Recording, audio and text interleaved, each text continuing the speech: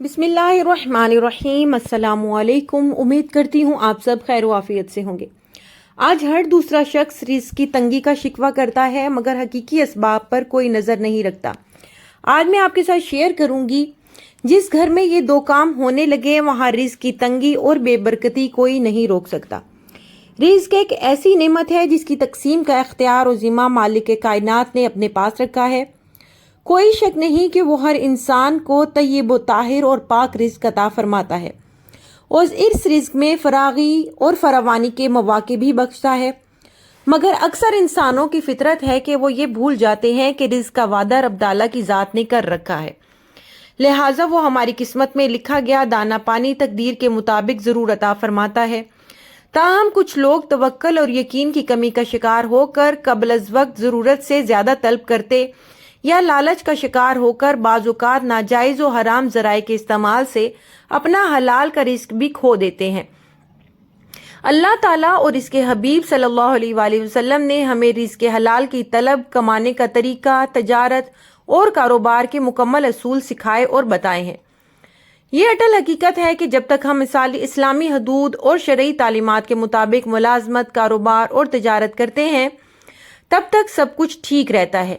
जब हम शरई हदूद से तजावज़ और अहकाम इलाही के खिलाफ वर्जी के मुर्तकिब होते हैं तो रिज़्क में बरकत उठ डाली जाती है और यूं बड़ी बड़ी फैक्ट्रियों और कारखानों के मालिक भी बेकारी बन जाया करते हैं। नाजरीन, रिज़्क हलाल कमाने वालों के लिए अल्लाह पाक अपनी रहमत के खजाने खोल देता है, दुनिया में बाइज्जत रखता है, आखिरत में बुलंद दर्जात से नवाजता है।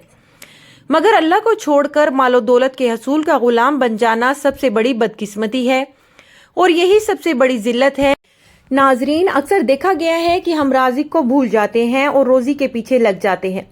अगर हम रोज़ी को छोड़कर राज़िक के पीछे लग जाएं तो रोज़ी खुद ब खुद आपके पीछे होगी। रात देर तक जागते रहने और सुबह को देर से बेदार होने की खराब आदत अब हमारी तरज़े ज़िंदगी का एक अहम हिस्सा बन चुकी है। हम कभी ये जानने की जहमत भी नहीं करते कि ये बुरी आदत हमें क्या नुकसानात पहुंचा रही है या फिर इस आदत से कैसे छुटकारा हासिल किया जा सकता है। तो आइए आपको बताते हैं कि सुबह जल्दी कैसे उठा जा सकता है। नाजरीन, अगर आप सुबह जल्दी उठना चाहते हैं तो आपको रात को जल्दी सोना होगा ताकि आपकी नींद पूरी हो और आप सुबह जल्दी उठ सकें। जाहिर सी बात है कि अगर आप रात को देर से सोएंगे तो सुबह देर से ही उठेंगे और अगर रात को जल्दी सो जाएंगे तो जल्द ही उठेंगे और अगर जल्दी सो जाएंगे तो सुबह जल्दी उठ जाएंगे। पहले 4 से 5 दिन आपको मुश्किल हो सकती है, लेकिन जैसे ही आपको आदत हो जाएगी तो आप रात को जल्दी सो जाया करेंगे और सुबह जल्दी उठकर नमाज अदा किया करेंगे।